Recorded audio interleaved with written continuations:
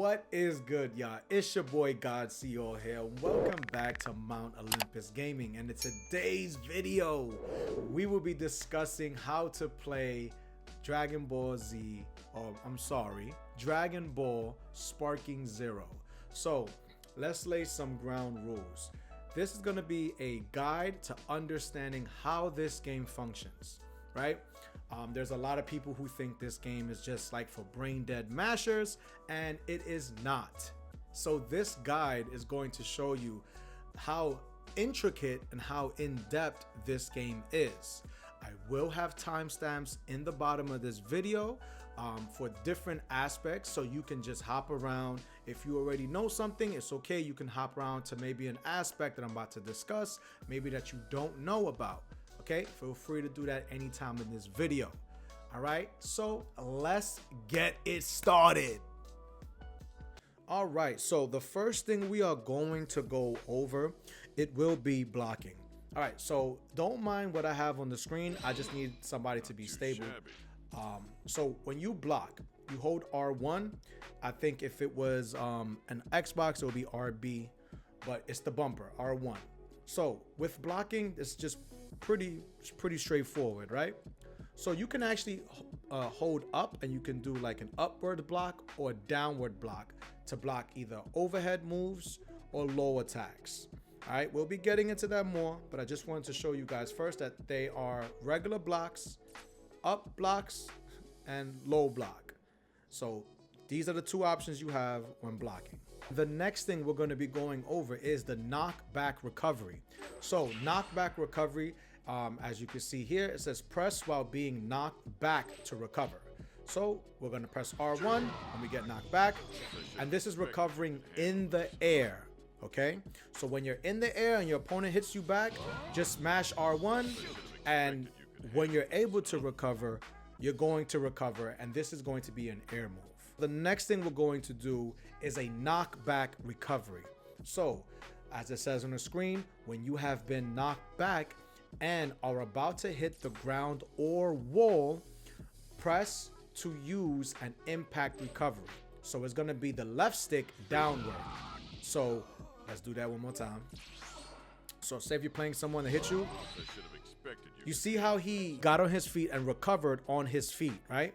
This is what you call like a quick get up. This is how you recover from being impact like that. This can happen when if you get hit towards the wall or if you hit the ground, just so you know. All right, the next thing we're going to go over is a dragon rush recovery. When you're about to hit the wall or ground, press to perform a dragon rush recovery. So I'm going to show you what that is. So you're going to do up left stick. So what this is, as you can see, he recovered, and when he recovers, what's going to happen is you're going to recover on the ground, but you're going to immediately go into a dragon dash back towards your opponent to get back in the fight. Okay, so just to recover and stay on the ground, you do down left stick.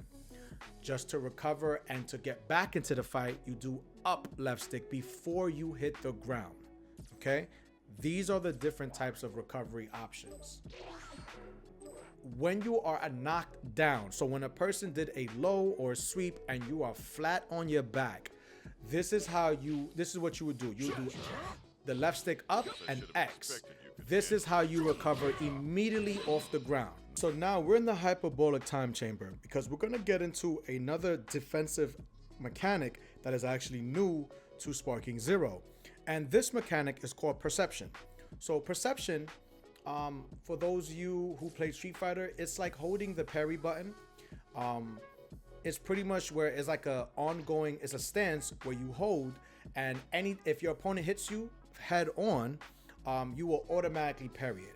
But it's for a certain duration. As you can see, I was holding it and it lasts for a certain duration, and then you go back to your normal standing stance. So I have the AI set to attack. I'm just gonna hold O, the perception button, and show you.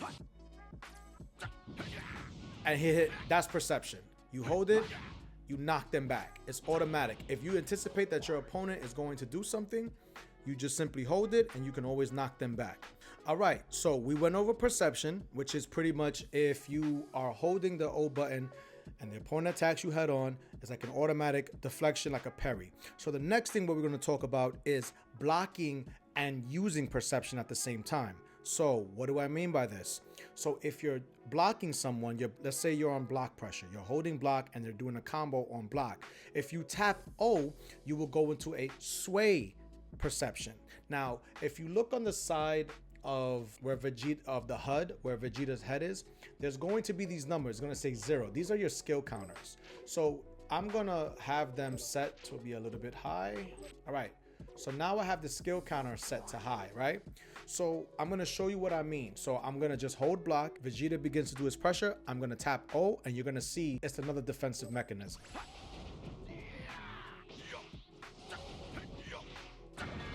You see that right here? And it pushes them back. So that's using perception while blocking. Now, it does take away a skill count on the side of the screen. And I'm going to get into that later on about the importance of that.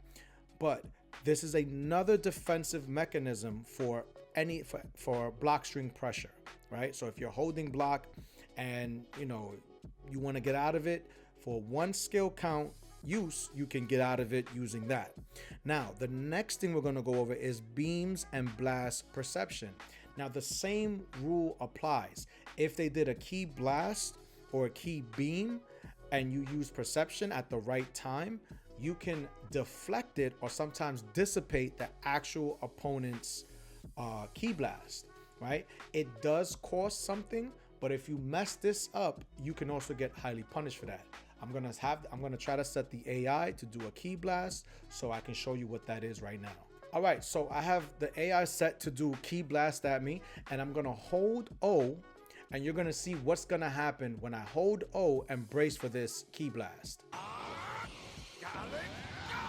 You see how Vegeta kind of pumped his chest out and did that? I'm gonna do it again. I'm gonna show you what else it looks like. See, yep, now he's gonna do it. I'm gonna hold, and he deflected. So that is another defensive mechanism that you can use. Also, once again, it does use a skill count.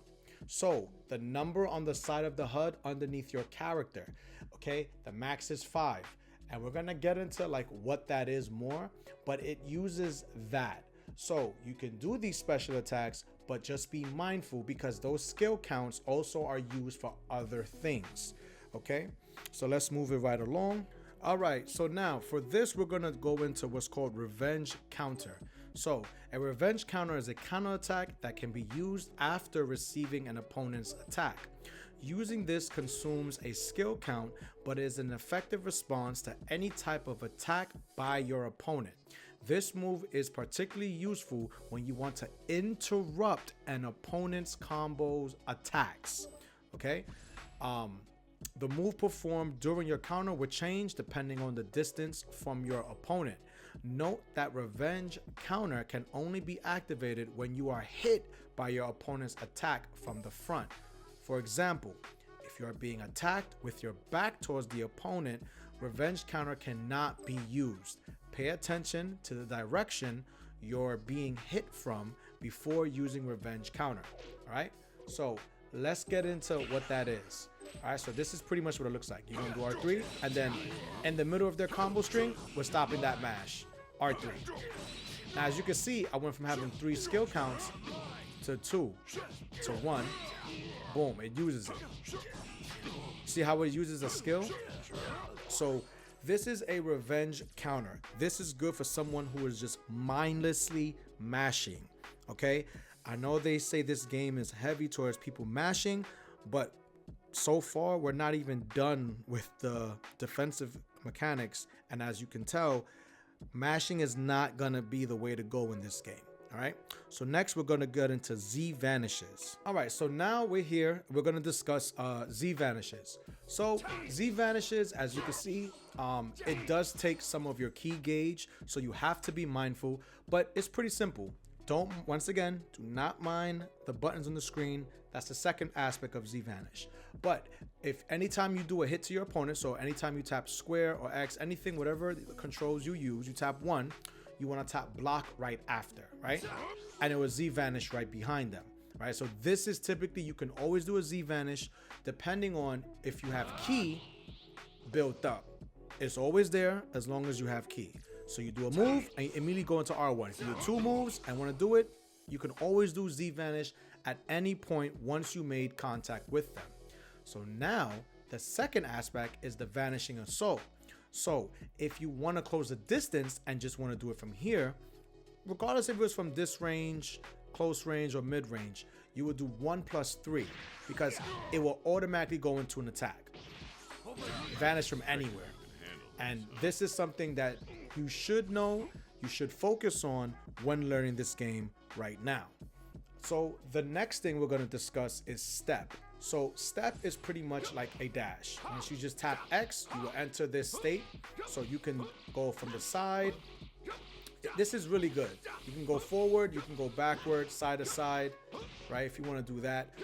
He's typically going to do it when you're in the sky. You're going to be, the dashes is going to be like air dashes. But when you're actually on the ground, that's when sometimes it would change. As you can see, like sometimes it may be like he may start flipping around, you know, backing up like that. The point is, this is those quick dashes. You're going to use X and some type of direction. Now, if you want to go forward, you just simply tap X. It would naturally always go forward. So you do X back, X left, X right. No matter what you do, you'll be dashing, and this is good. Also, you also need to pay attention because this also takes your ki gauge. If you haven't noticed by now, if you look up, your ki gauge is depleting every time you do that, right? So in a real match, you need to be mindful of these things. The next and the final tip for the defensive section for this video is going to be about super counters. Now, super counters is going to be a little bit more advanced. So let me just first give you the explanation. A super counter is a type of counter that can be used against specific attacks.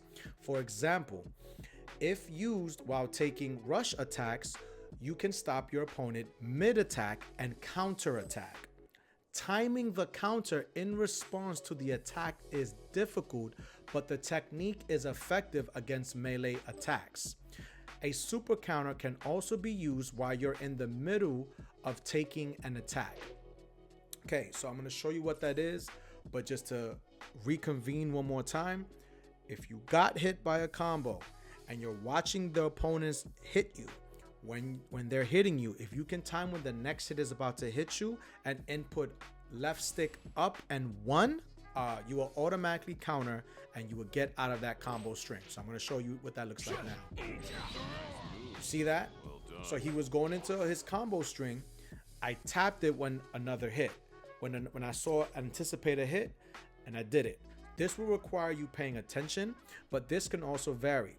For instance, so far I am playing Dragon Ball Z Super Broly, right? So when he does his strings, they're a bit slower. So going against someone who's a bigger body like that, it will be easier to do it against him. Now, if you went against someone like Gogeta, Super Saiyan 4 Gogeta, he has a lot of fast attacks. So it may be a little bit difficult, but nevertheless, you should learn this skill and keep this in your mind because this is actually going to help you get out of a lot of situations when you're beginning. All right, so now we're talking about offense, right? So the first thing we're going to get into is rush attacks. So rush attacks is pretty much when you see them just attacking, right? Any type of button that you're doing to attack. So it may look chaotic on the surface, but there's actually a sequence to them. You can do an attack, you can go low, right? You could do another attack, launch them up high. You could do an attack that goes into a stagger state, just like that. But it requires you inputting a certain amount of buttons at a precise time, okay? So how do you find rush attacks for your character? So you will go where it says explanation of controls. You would just go all the way over until you see here where it says rush attack. Execute a rush attack pressing for a combo, right? But here is where your actual combo structure is at, right? Your actual move list. So when you see this here, it changes depending on the character. Also, just because I am God Vegeta now, and let's say rush chain 1 says flying kicks is going to be 1 and 2, right? So 1 and 2 is going to be this, right? But maybe in base form, if I was to go in base form, it may be something else. This is very common. That happens. So as you can see, it's no longer the kicks. I did the same 1-2, and he does this kind of knockback. He's not doing the kicks. Your move list slightly changes depending on what type of character you have. So right now, it's a Ki Blast cannon, right? And it's swapped around. This is something you need to be mindful of as well.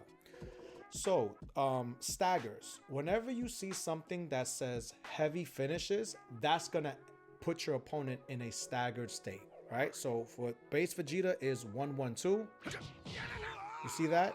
See how he's staggered? That's a stagger state. From there, you can go into more combos if you wanted to. Personally, what I like to do is once I get somebody in a stagger state, oh, not that. I like to go into some type of super or rush move. You could go into it like that. Now, let me just explain something about this game. Even though you can do staggers, if your opponent has a skill count, has a high enough skill count or key available, they can always Z vanish out of the hit if it's timed right. Your job when utilizing your rush attacks is throwing off that timing. Okay, so if you're constantly doing this all the time, the regular string, and after a while they're gonna know that, oh, all you know is this one string, mashing 1 1 1 1. Well, then guess what? They're gonna anticipate that. Now they already got the timing down, and they know that if you do something in between that, you're more likely to get countered. But if you're doing 1-2, if you're doing a low and then you're doing changing it up, now you're throwing off their timing, so you can actually get that super or that rush attack in. Okay, so the next thing we're going to talk about is smash attacks. So this is pretty much when you hold down the button. If you hold down 1, you're going to go, your character is going to charge up and he's going to do a very heavy hit. Now this is useful when someone is blocking. So if someone is blocking, you would simply just hold and you would break their block and they will go into a staggered animation. Now you can also do up and 1, and it can do a launcher. You can do down and 1. Let me get to him real quick. You can also do down and 1, which goes back into if they block overhead or if they block low. So this is when blocking comes in play here, because if you see that they're charging up to go high, you want a high block, right? Also, the thing about these smash attacks is that they also have some one hit of armor to them. So whenever you see your opponent glowing, like you see how Vegeta was slightly glowing, he has one hit of armor. So you can't knock him out of that. You have to do something, either step away, time it with the Z vanish, but you can also do something that can throw off your opponent's timing. So when you see your opponent, okay, so when you see your character glow just before the move is done, let it go. It would actually do what's called a perfect smash attack. So with this, it throws off their timing because you would teleport behind them. So if they were trying to anticipate doing something, it won't work and you're gonna get that knockback. Then you can Dragon Rush into doing whatever combos. Now, the next aspect we're gonna go over is throws. So to throw someone, you simply hold the block button and 1. It will go into a throw animation, right? Now, different characters have different telltale signs. So with Vegeta, it seems pretty quick, right? But I'm gonna switch over to Broly. So watch when Broly does it. You see how when Broly does it, it's a little faster. The screen kind of darkens, right? So every character is gonna have some type of telltale sign. Some is gonna be a regular grab, you're not gonna see it. Others is gonna be more reactable. Like with Broly, it's gonna be more reactable. This is how you grow. This is how you throw, right? So now, another thing about it is that you can also throw your opponent when they are downed. So what do I mean by that? So if I did this, if you see how I picked him up and threw him, and it was a completely different animation. For this, it's the same thing. When they're in that down state and you're close enough, you would simply do, once again, hold R1 and tap 1.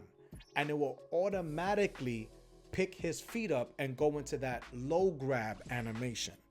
Okay? Now let's move it right along to combo structure. All right, so I'm going to give you guys a good understanding on how to structure your combos. Now, once again, the combos, the only difference is going to change depending on your character. But the way how you structure them is the same. Okay? What do I mean? So if we look at Broly here, this is personally who I've been playing, and I love playing with Broly. I have a move right here, Rush Chain 1, Heavy Finish, which is 1-2. I can go into another move right after that, 2-2-1. Then I have this move here called Rolling Hammer. This is important, okay? Because this, as you can see, it says causes opponent to turn around when hit. When you can get behind your opponent during a combo, it is the best thing, and that is how you can continue your pressure. Now, let me show you what that means. So if I did a stagger, go into that, go into that, and I just did a 19-hit combo. So all I did was I caught the stagger, I turned him around. Oh, let's do it again. All right, so pretty much all I'm trying to do is land a stagger state, and once I got my opponent staggered, I want to turn him around, because turning him around, popping up into air, stepping dash, going down again, and dashing forward to continue the combo. Now, obviously, your structure would change. Not every character has a move that can make your opponent turn around, but this is okay. Vegeta doesn't have this, but what's the workaround? So you'll do a stagger, and then you'll do a move, and Z-Vanish behind and continue the combo. Now, obviously, you would know that it's a combo because the combo counter would keep going. Being that Broly has this, it doesn't work that way. But with Vegeta, that's how you would time it, okay? And so all you're pretty much looking to do is catch your opponent in a stagger state, catch them doing something, and you want to continue the combo doing 1-1-1 into, if you do 1-1-1 into low 2, down 2, it can do that knockdown state, and then you do the same 1-1-1 into up 2, and then you attack X, the step, to dash to continue the combo, and then you'll go into another combo, whether you want to do it again, where there's a knockback, and then you can go into a super move. This is typically how you're going to structure your combos, right? Now, just to remind you guys, just because in Super Saiyan, right? So I'm base Broly. In Super Saiyan, I may not have that combo that rolls him back. I may have to teleport. So this is why it's going to be important to constantly go back and actually study. So here, now Rolling Hammer is, I have to do 1-1-1-2. Base Broly, it was 1-1-2. But you see now in Super Saiyan, when Broly is Super Saiyan, I transform, that move changed. So this is the nuance that you're gonna have to really understand about your character and be mindful of, right?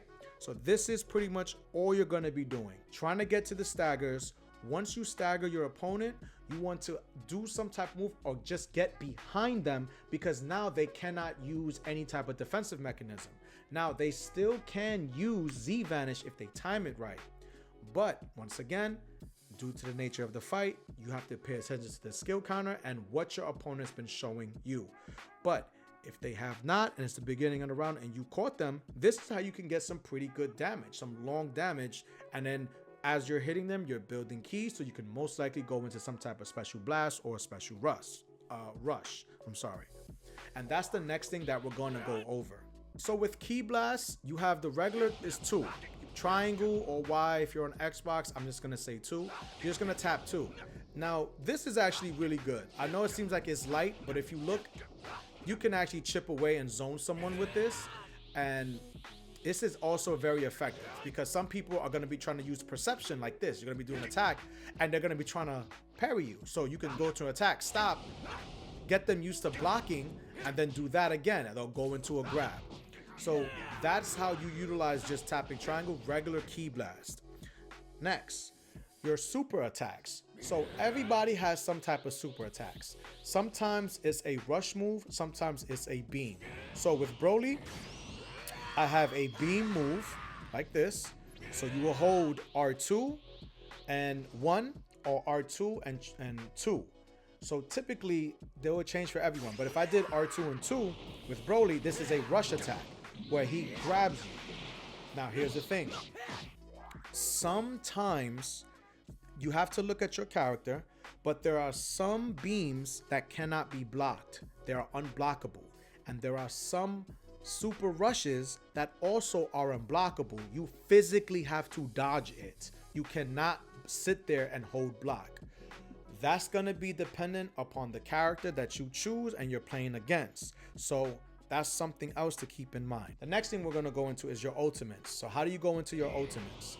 You pretty much have to get a full charge, and then you enter the sparking mode. When you enter the sparking mode, you can see now you have a new option, which is O. When you do O, that will enter your ultimate attack, right? And that's pretty much an attack that's going to take the most damage.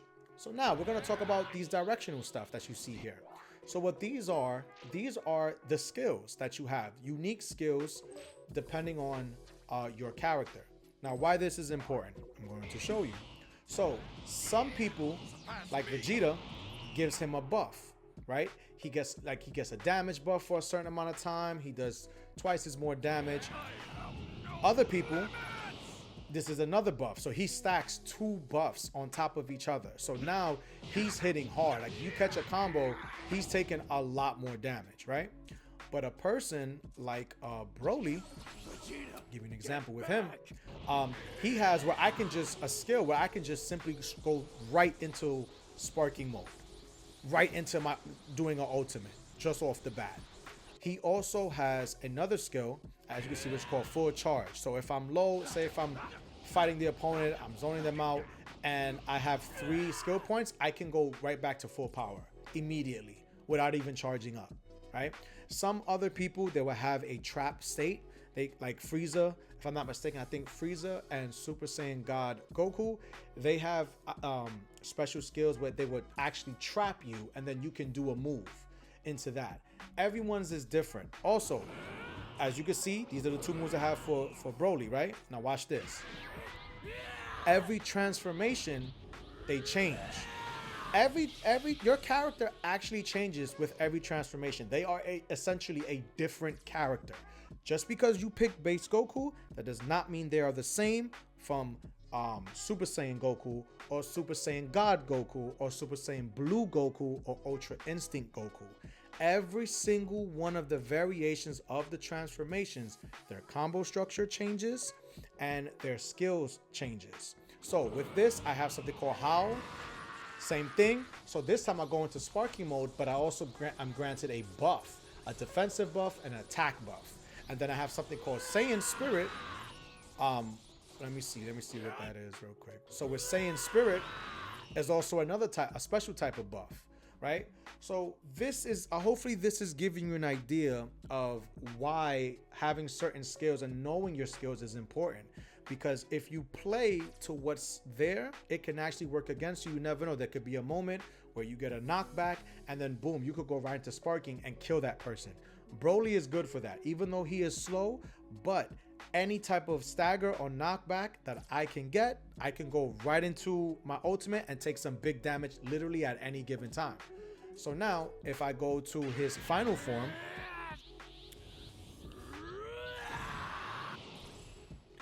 he has something called Wild Move, which is like an instant transmission to him. And then I have Untamed, which is kind of the same thing, a buff into sparking mode. So hopefully you guys are getting the picture here.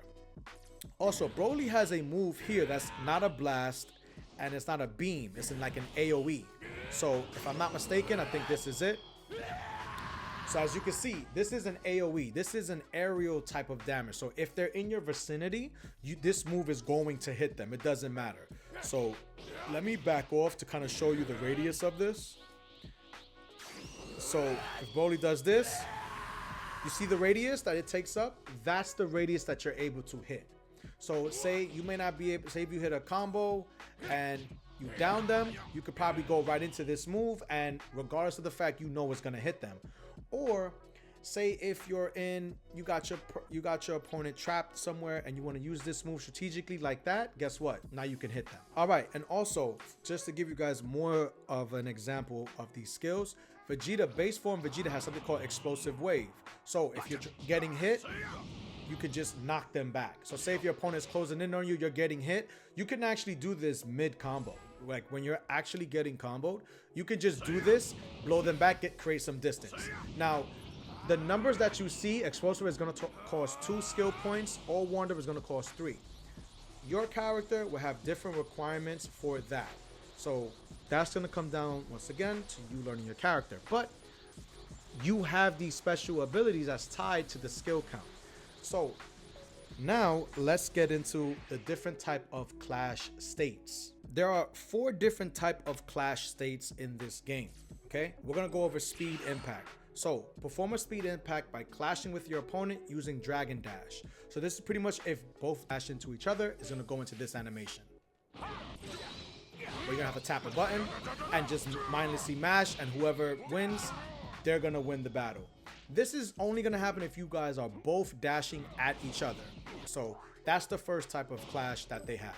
The second type of clash is a throw clash. So if someone's going for a throw and you literally throw at the exact same time or somewhat in that range, you will enter a clash state.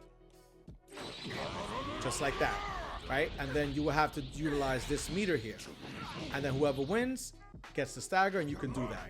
So to tech a throw, you simply just do R1 at the right time. So this is also how to tech a throw. So you see that right there? You went to throw, I just tapped R1 at the right time. But let's say if you didn't do that, if you just see him grabbing and you want to grab him too and go into a clash state, hey, if you win the battle, it's good.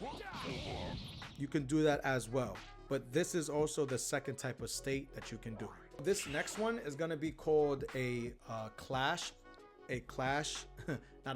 step clash, right? So what this means is that the first one, when we did the speed clash, that was when we used, it was more power with the dash, like a Dragon Dash.